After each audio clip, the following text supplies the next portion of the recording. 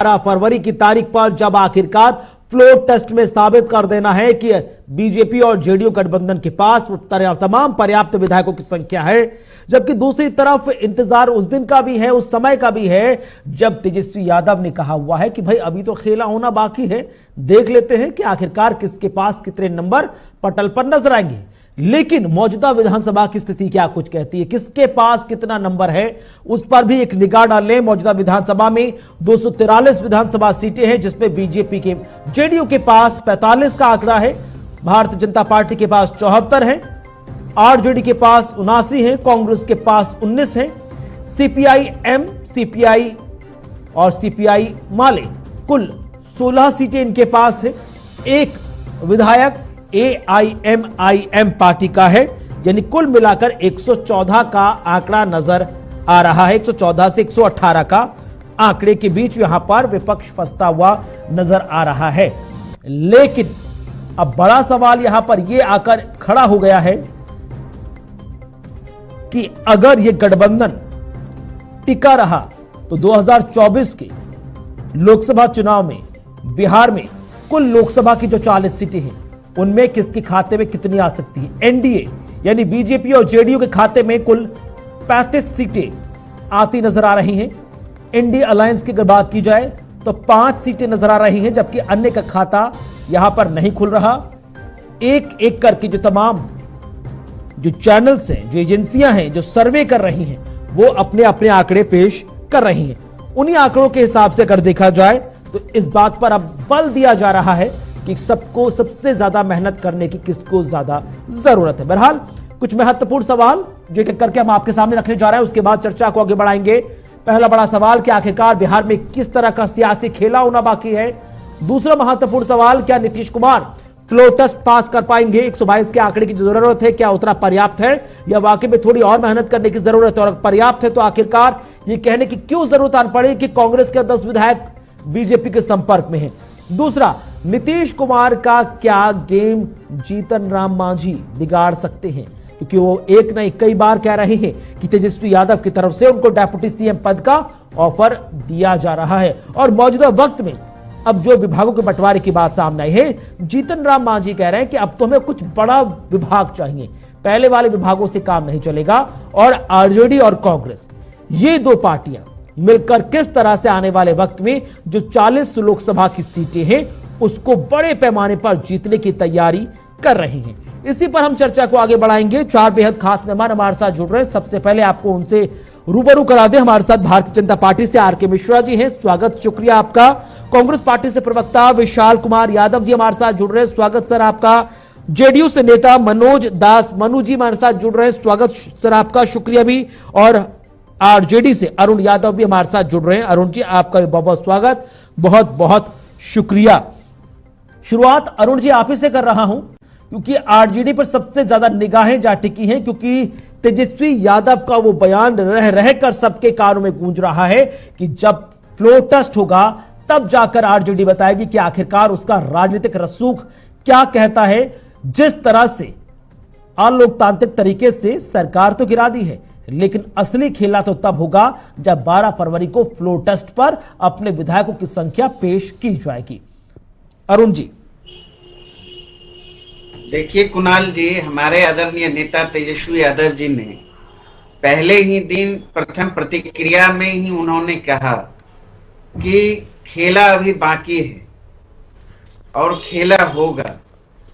तो आपने देखा नीतीश जी जिस दिन शपथ ग्रहण लिए उसके बाद से ही उनके एनडीए के अंदर खाने में खेला शुरू हो गया। आपने देखा शपथ ग्रहण के बाद कितना विलंब हुआ विभाग बंटवारे में, अभी तक मंत्रिमंडल का विस्तार नहीं हुआ। उसके बाद विभाग बंटवारा भी 6 दिन के बाद हुआ, तो आपस में ही मलाईदार विभाग को लेकर लड़ाई ठन गई है। चाहे मांझी जी बीजेपी के बीच हो या बीजेपी जेडीयू के बीच हो, तो पूरा खेला तो वहीं शुरू है। और भारतीय जनता पार्टी एक अलग तरीके से नीतीश जी के साथ खेला करने में लगे हुए हैं। तो फाइनली है नीतीश कुमार की पार्टी समाप्त तो होनी है 2024 में ही, और तेजस्वी यादव जी ने जो अनुमान लगाया है वो साबित होता दिख रहा है। तो आप लगातार देख रहे हैं ना, विधानमंडल का सत्र का जो तय तिथि था उसमें भी 3 बार बदलाव किया गया, और जदयू के विधायक का बयान आ रहा है, हम के नेता मांझी जी का बयान आ रहा है, तो चारों तरफ से एनडीए में ही असंतोष दिखाई पड़ रहा है और वहां भारी लड़ाई छिड़ गई है। तो छिड़ गई है वहां तो के सर असंतोष में, राजनीतिक असंतोष में आरजेडी अपनी स्थिति कैसे मजबूत कर रही है? अगर कांग्रेस और आरजेडी के नंबर भी हम मिला दे, बहुत खींचतान के सीपीआई वीपीआई सबके, एआईएम सबके ले जाए, तो भी 114 पर जाकर नंबर खत्म हो जाता है। 122 का आंकड़ा सर कैसे छुएंगे? जबकि बीजेपी तो यहां पर यह भी कह रही है कि भाई हमारे 10 कांग्रेस के 10 विधायक हमारे संपर्क में हैं, जिनको हैदराबाद ले जाकर छुपा दिया गया है, जो खुद असंतुष्ट नजर आ रहे हैं इंडिया अलायंस से। तो कैसे सर वहां से अपने आप को सेव करेंगे? कुणाल जी, हम यहां जोर तोड़ की राजनीति कहां करने वाले हैं? हमारे आदरणीय नेता तो कुर्सी की राजनीति करते नहीं, सत्ता की राजनीति तेजस्वी यादव जी करते नहीं। हम तो जन सरोकार की राजनीति करते, जनता की राजनीति करते, मुद्दे की राजनीति करते। और जिस तरीके से एनडीए ने, नीतीश कुमार जी और भारतीय जनता पार्टी ने लोकतंत्र और बिहार वासियों का विश्वास का गला घोटकर एनडीए के साथ सरकार बनाने का काम किया है, तो पूरा प्रदेश में आक्रोश है और उस आक्रोश का सामना उनके तमाम विधायक कर रहे हैं, बिहार वासियों के भाव को समझ रहे हैं। तो बीजेपी ने जेडीयू के साथ सरकार बना ली तो लोकतंत्र का, आम जनता के विश्वास का गला घोट दिया गया, और वही जेडीयू ने आरजेडी के साथ सरकार बना ली तो लोकतंत्र का सम्मान हो गया। सर ये डबल स्टैंडर्ड कैसे? वो तो चल के आए थे ना कुणाल जी। नहीं तो यहां पर भी तो जेडीयू चलकर गई थी बीजेपी के पास, या बीजेपी जेडीयू के पास आई थी? मैं बता रहा हूं, आक्रोश का सवाल जो है वो चल के आए थे और लालू जी के दरबार में झुक के उन्होंने आग्रह किया था लालू जी से कि भारतीय जनता पार्टी जदयू को समाप्त कर रही है, और हमारी पार्टी को ही नहीं, और यहाँ पर जो नीतीश बाबू जी आरोप लगाते नजर आए आरजेडी पर कि भाई अंदर खाने तेजस्वी यादव को सीएम की कुर्सी पर बैठाने का दबाव बनाया जा रहा है ताकि जेडीयू को समाप्त किया जाए, फिर उस आरोप पर क्या कहेगी जेडीयू? आरोप तो आपकी पार्टी पर भी लगे ना, नीतीश कुमार जी की तरफ से अंदर ही खाने, ये भी तो सवाल उठ रहा था कि तेजस्वी यादव को सीएम की कुर्सी पर बैठाने का दबाव बना रहे थे लालू यादव जी। हमने तो, आप जब संचय बरकरार हुआ 2-3 दिन से मीडिया में सारी बातें आने लगी कि नीतीश जी अब पाला बदलने वाले हैं, तो हमारे आदरणीय नेता तेजस्वी यादव जी ने तो कहा आप इस संचय का खुलासा करिए, ठीक है, public domain. Are K Mishra जी हमारे साथ है। Are K Mishra ji, Nitish Kumar ji, JDU RJD के साथ जाती है तो लोकतंत्र का सम्मान हो जाता है, जनता की उम्मीदों पर खरा उतरने की बात होती है, लेकिन वही जेडीयू जब बीजेपी के साथ आ जाती है तो लोकतंत्र का गला घोट दिया जाता है, जनता के विश्वास के साथ आघात किया जाता है। आऊंगा एक second sir, Arun ji, R K Mishra जी। सुन रहा था, हास्यास्पद लग, बिहार की जनता किसको चाह रही है ये तो बिल्कुल स्पष्ट हो गया था जब उस समय में, जब इलेक्शन हुआ था और उसके रिजल्ट आए थे। हम सब ने देखा था जो किस तरह से, हाँ, नीतीश जी इस बीच में उनकी विचारधारा थोड़ी सी बदली और वो आरजेडी के साथ चले।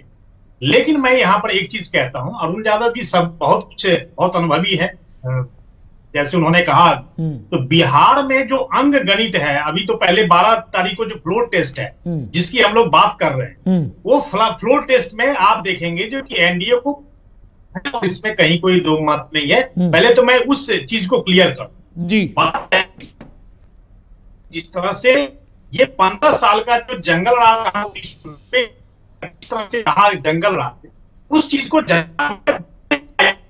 अरुण यादव जी यहाँ पर के साथ पार्टी को भले ही अपने तो अपना महिमा मंडन करे, कोई दिक्कत नहीं है, लेकिन बिहार की जनता बिल्कुल समझ चुकी है जो किस तरह से जंगल राज उन्होंने झेला है। और आज जो बिहार के अंदर में जो पलायन की स्थिति रही है, निश्चित तौर पर मुझे लगता है जो कि कहीं ना कहीं पलायन का जो श्रेय जाना चाहिए वो आरजेडी को जाना चाहिए। बात रोजगार की ही नहीं है, बात जिस तरह से वहां पर लूट खसोट और जिस तरह से वहां पर जो जंगल राज बना हुआ था, उस जंगल राज से कम अभी जिस तरह से जनता को मुक्ति मिलने जा रही है, तो मुझे लगता है जो कि इन सब विषयों पर भी जाना चाहिए।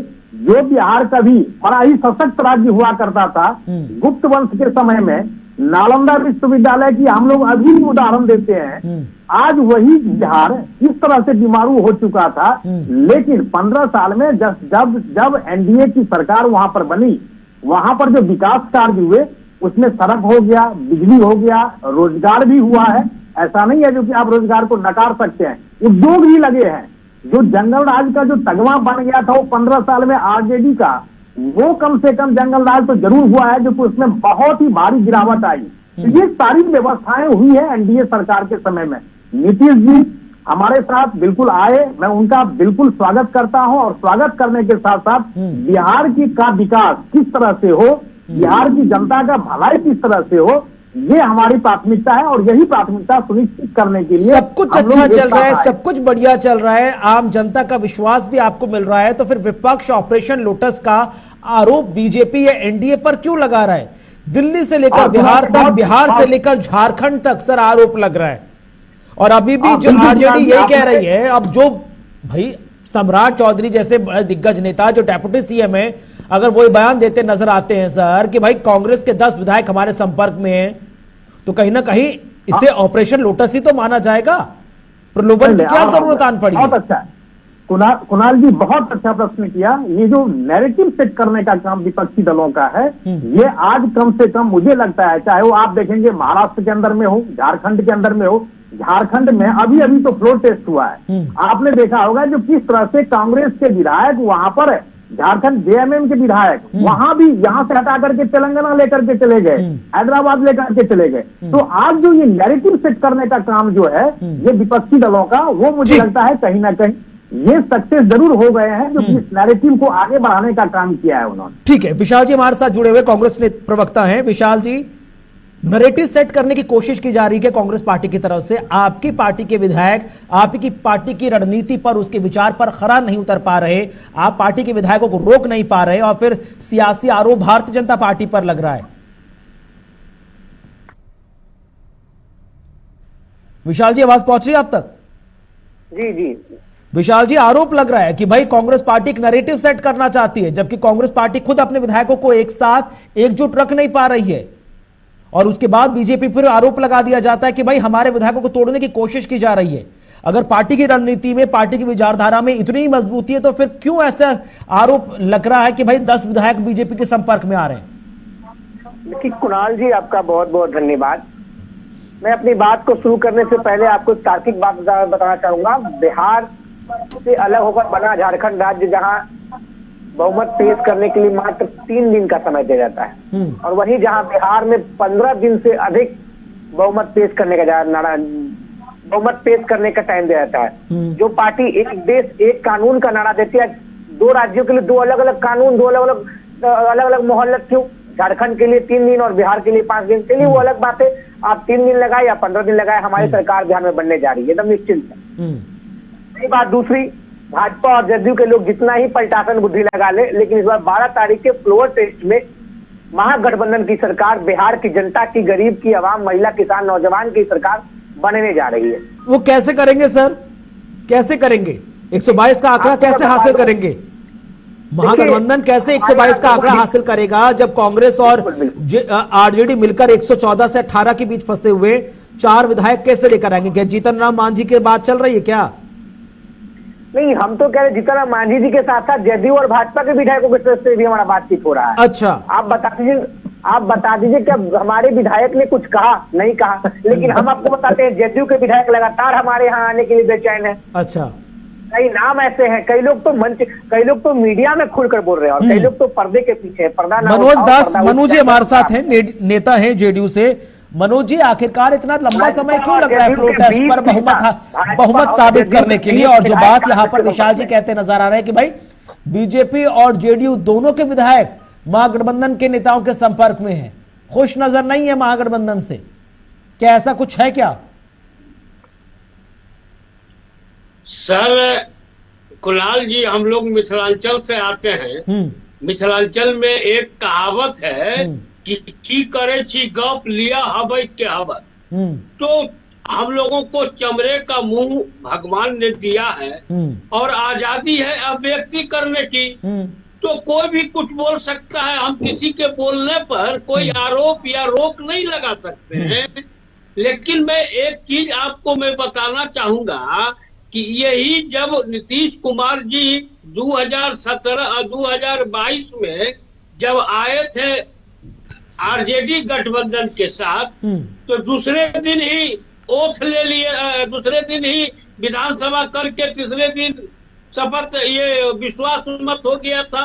तो उस समय तो किसी ने नहीं कहा कितनी जल्दी क्यों होती है। देखिए, जो राजकाज की भाषा है, जो राज्यपाल महोदय के भाषा है, और राज्यपाल महोदय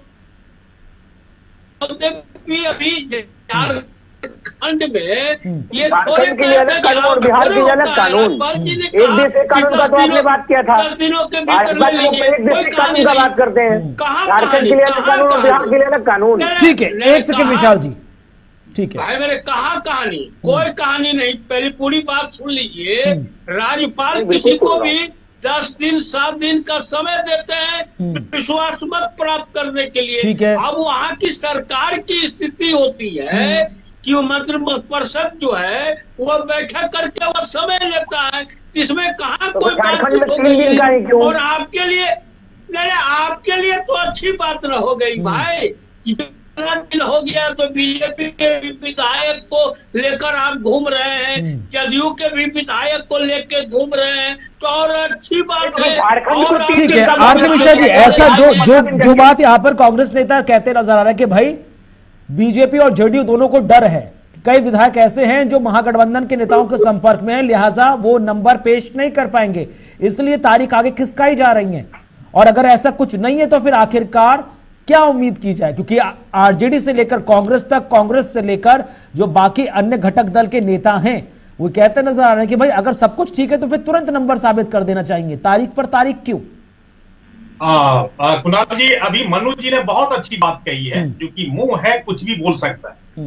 मैं एक चीज यहाँ पर जरूर कहना चाहूंगा, विशाल जी अभी हमें आंकड़ा दे रहे थे झारखंड का। मैं आपके कुणाल जी आपके प्रश्नों का भी जवाब देता हूँ आपको। पहले विशाल जी कह रहे थे झारखंड में ये एक अलग स्थिति है और बिहार की अलग स्थिति है। मैं उनको बता दूं यहाँ पर, जो राजस्थान में जब आपकी का हिस्सा होता है कि नहीं, झारखंड देश का हिस्सा है कि नहीं, एक देश एक कानून, तो फिर झारखंड के लिए अलग क्यों, बिहार के लिए सर वो तो राज्यपाल के विवेक का अधिकार है ना, कहीं पर कितने दिन लगते हैं, कहीं पर कितने दिन लगते हैं, कहीं पर 2 दिन में सरकारें बनती, कहीं पर 10 दिन लग जाते हैं। उनको सुन तो लीजिए एटलीस्ट। आपका सवाल वाजिब है विशाल जी, आपका सवाल वाजिब है, लेकिन जवाब तो सुन लीजिए ना। सवाल का जवाब कभी सवाल नहीं हो जाता प्रभु। नहीं, कहाँ सुन रहे हैं आप? सुनिए, आप डिबेट करने का तरीका सीखिए पहले विशाल जी। आपके साथ लेकिन तरीका सीखिए। नहीं, तरीका ठीक है विशाल जी, सुन लीजिए। ठीक है। अरे भाई, आप कांग्रेस हमें तार्किक बातें समझाएगी क्या? कांग्रेस सिखाएगी? ठीक है, अच्छा, कांग्रेस सिखाएगी? ठीक है, एक सेकंड, ठीक है। भ्रष्टाचार में बिल्कुल आरके मिश्रा जी, ठीक है, कम टू द पॉइंट। जब आपकी सरकार थी, भ्रष्टाचार तो हेमंता विश्व शर्मा भी किए। क्या हुआ हेमंता विश्व शर्मा का? जगन भुजबल का क्या हुआ? नारायण राणे का क्या हुआ? अजीत पवार का क्या हुआ? मुंह मत खोलवाइए भाई साहब, मुंह मत खोलवाइए। आपके भ्रष्टाचार गिनती कर रखे हुए हैं। 2024 में ये सारे लोग कटघरे के पीछे होंगे। रावण वाड्रा का हिसाब दो। अरे हिसाब ही देना है तो तीनों पहले गांधी परिवार का दो, उठाकर जेल में डाल दो। 55 घंटे पूछताछ किए, क्यों नहीं कोई कार्रवाई हुई? 55 घंटे पूछताछ हुए राहुल जी से, सोनिया जी से, ठीक है क्यों नहीं कार्रवाई कर रही आपकी सरकार? कार्रवाई करे।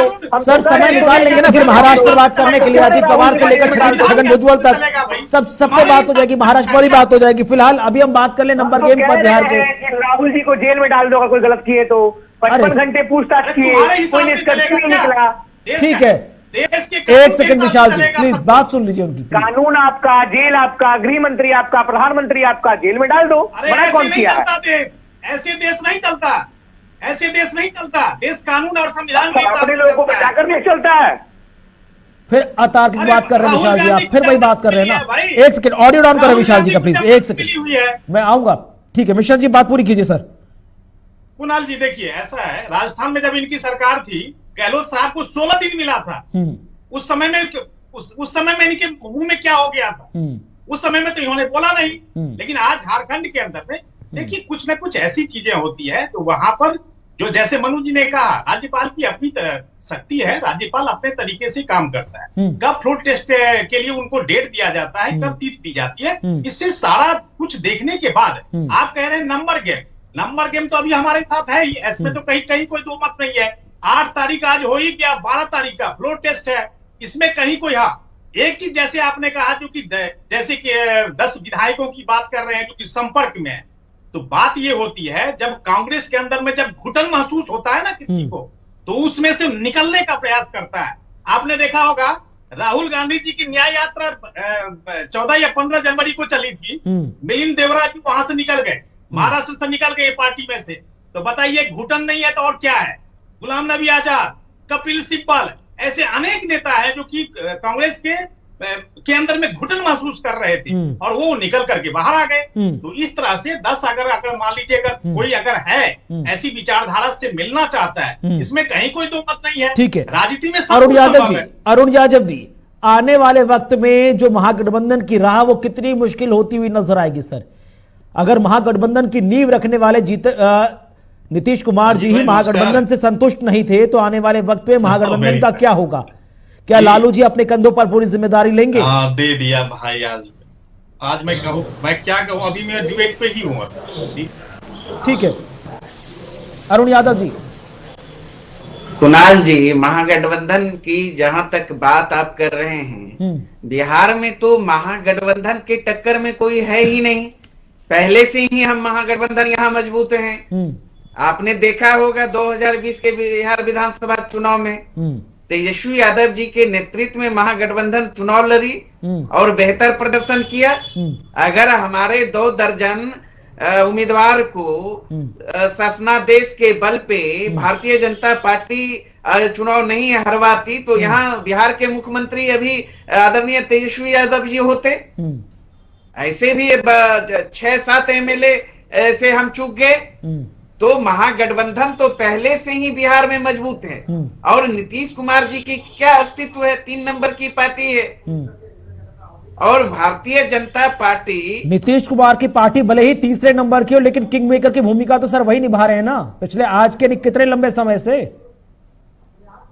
नहीं तो दूसरी बड़ी बात, अगर नीतीश कुमार जी की इतनी जरूरत थी तो फिर आज भी आपको उनकी इंतजार क्यों है सरकार बनाने के लिए? कुणाल जी, विश्व की सबसे बड़ी पार्टी कहलाने वाली भारतीय जनता पार्टी आखिर बिहार में क्यों इतना डरी और सहमी हुई है? सिर्फ और सिर्फ लालू यादव जी के ताकत के चलते, सिर्फ और सिर्फ तेजस्वी यादव जी के ताकत के चलते। यहाँ कहाँ चलती है, कहाँ चेहरा है? तो क्या उम्मीद करें कि आने वाले वक्त में जो नीतीश कुमार जी जो भूमिका निभा रहे थे महागठबंधन के अंदर, क्या अब वो लालू प्रसाद यादव जी निभाते नजर आएंगे? और एक एक करके जो तमाम घटक दल महागठबंधन से अलग होते हुए नजर आ रहे हैं, नाराज होते नजर आ रहे हैं लेट लतीफी को लेकर, उस पर फिर आरजेडी का स्टैंड क्या है सर? देखिए कुणाल जी, पूरे देश में जो लड़ाई है, मुद्दा बनाम मोदी, एक तरफ गोडसे के विचारधारे पे चलने वाले लोग हैं, एक तरफ गांधी, लोहिया, जेपी कर्पूरी और लालू यादव जी की सामाजिक न्याय के विचारधारा को मानने वाले लोग हैं। अब लोगों को अब इस देश के अंदर जो राजनीतिक दल है उसे तय करना है किस विचारधारा के साथ चलना है। जनता की लड़ाई लड़ना है कि संविधान को लहूलुहान और लोकतंत्र को लहूलुहान करने वाले सवाल वही है कि अगर जो मुद्दे आपने गिना दिए, जिन मुद्दों को एकजुट करते हुए महागठबंधन एक साथ है, तो आखिरकार एक एक करके सब नाराज क्यों नजर आ रहे हैं? अरविंद केजरीवाल जी दिल्ली से लेकर पंजाब तक कहते नजर आ रहे हैं हम इंडिपेंडेंट चुनाव लड़ते नजर आएंगे। पश्चिम बंगाल में ममता बनर्जी कहती नजर आ रही है कि 40 सीटें मिल जाए कांग्रेस को तो बहुत बड़ी बात है। उत्तर प्रदेश में भारत जोड़ो न्याय यात्रा एंटर ही करी है कि आरएलडी नेता जयंत चौधरी कहते नजर आ रहे हैं कि भाई हम विचार कर रहे हैं अभी। तो कहीं ना कहीं कलाई तो खुल रही है ना? नहीं, कला निश्चित रूप से इंडिया गठबंधन में 28 दल हैं और सब दलों की अपनी अपनी विचारधारा है, अपना अपना सबका रूपरेखा अलग अलग प्रदेश में वो मजबूत हैं। तो स्वाभाविक है, लोकतंत्र है, लोकतांत्रिक तरीके से अपनी बातों को सारे लोग ठीक है रखते विजय हैं, कुमार जी, लेकिन सबके कितना सबों का कितनी एक ही चुनौती मुद्दा है, कितनी कुणाल कड़ी जी, चुनौती है कुणाल जी, महागठबंधन को कुणाल एक जी, मंच पर एक साथ रखना। जहां जहां से भारत जोड़ो न्याय यात्रा गुजर रही है, वहां वहां पर जो राजनीतिक दल आपके साथी हैं वो थोड़े थोड़े खफा होते हुए नजर आ रहे हैं। ये बहुत अच्छी बात है कि उत्तर प्रदेश में एंट्री हुई है और अखिलेश यादव कह रहे हैं कि भाई रायबरेली और अमेठी में हम राहुल गांधी जी के साथ नजर आएंगे, लेकिन इससे पहले कि जितने नेता थे वो नजर नहीं आए। सर विशाल जी। जी देखिए कुणाल जी, आपको पहले बता दिया, आपने अपनी वक्तव्य में महागठबंधन का जिक्र किया। बिहार में हमारी महागठबंधन बनी थी राष्ट्रीय जनता दल और लेफ्ट पार्टियों के साथ। नीतीश जी खुद चलकर भाजपा के तानाशाही रवैयों के कारण हमारे साथ आए थे। आज चले गए, हमारे कोई मतलब नहीं। रही बात बंगाल में हमारी हमारी हमारी महागठबंधन थी लेफ्ट पार्टियों के साथ, ममता बनर्जी जी खुद हमारे साथ आई थी, हमारा फिर गठबंधन बना था। तो कौन हमारे साथ आ रहा है और कौन हमारे साथ जा रहा है, कोई मतलब ही नहीं है। मतलब यहाँ है कि तानाशाही नकारी निकम्मी सरकार को कैसे रोका जाए। देखिए भाजपा के प्रवक्ता अरे सर, ने कहा अगर वो नाकारी निकम्मी सरकार है तो उसको रोकने की जिम्मेदारी फिर आपके ऊपर है ना। फिर आप रोकेंगे, फिर आपकी रणनीति आम जनता पूछेगी ना। आम जनता तो उसको वोट देगी जो एक अच्छा लीडर साबित होगा। बिना लीडरशिप क्वालिटी के आप कैसे लीड कर लेंगे आम जनता को? फिर नेतृत्वहीन, फिर बीजेपी जो आरोप लगाती है कि ना नीति है, ना नेता है, ना नियत है।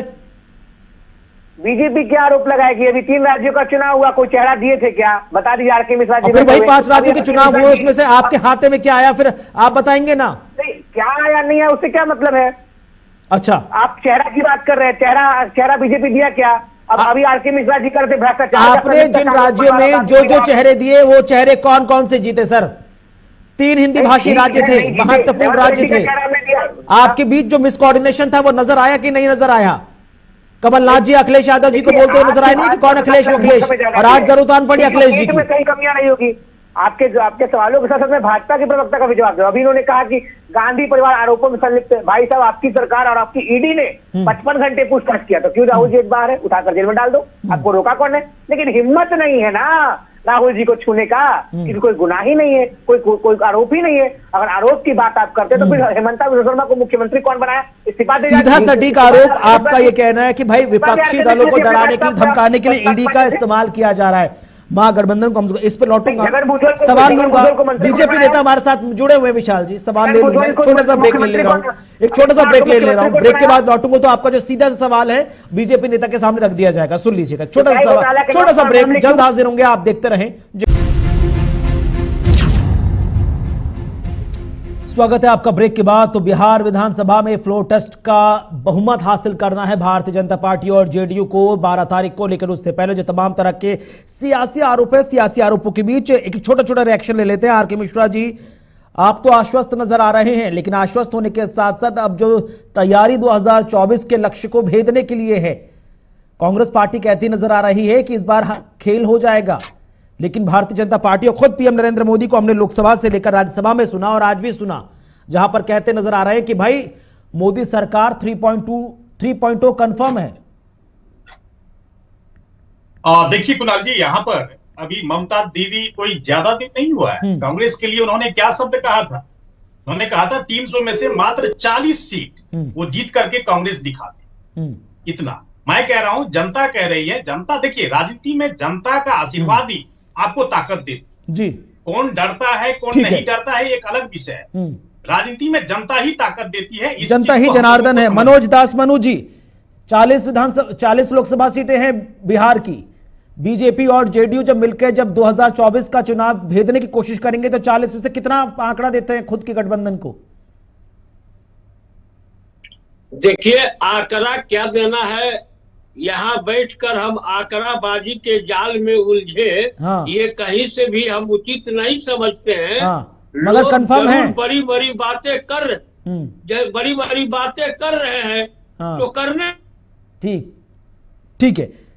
अरुण यादव जी, छोटा सा रिएक्शन। आने वाले वक्त में जब 12 तारीख को फ्लोर टेस्ट पर विधायकों की संख्या पेश की जाएगी तो क्या उम्मीद करें? ऊंट करवट बैठ जाएगा आपकी तरफ? हमें तो नहीं लगता है एनडीए की सरकार फ्लोर टेस्ट में पास होगी, क्योंकि उनके अंदर खाने में भी जबरदस्त लड़ाई छिड़ चुकी है, जिसका फायदा आरजेडी उठाने की लगातार भरसक कोशिश। नहीं, स्वतः स्फूर्त एनडीए समाप्त होने जा रही है। ठीक है, चलिए बहुत बहुत शुक्रिया आप चारों खास मेहमानों का हमारे साथ चर्चा में शामिल होने के लिए। समय इतनी ही इजाजत दे रहा था, अन्यथा चर्चा को आगे बढ़ाते 12 तारीख का इंतजार रहेगा, जब आखिरकार बिहार में जेडीयू और बीजेपी की गठबंधन की सरकार का फ्लोर टेस्ट रख दिया जाएगा। और उसके बाद जिस तरह से बार बार वादा किया जा रहा है कि बिहार का चौमुखी विकास होने के लिए ये गठबंधन जो एक मंच पर नजर आ रहे हैं, उसका फायदा आम जनता को जमीन पर भी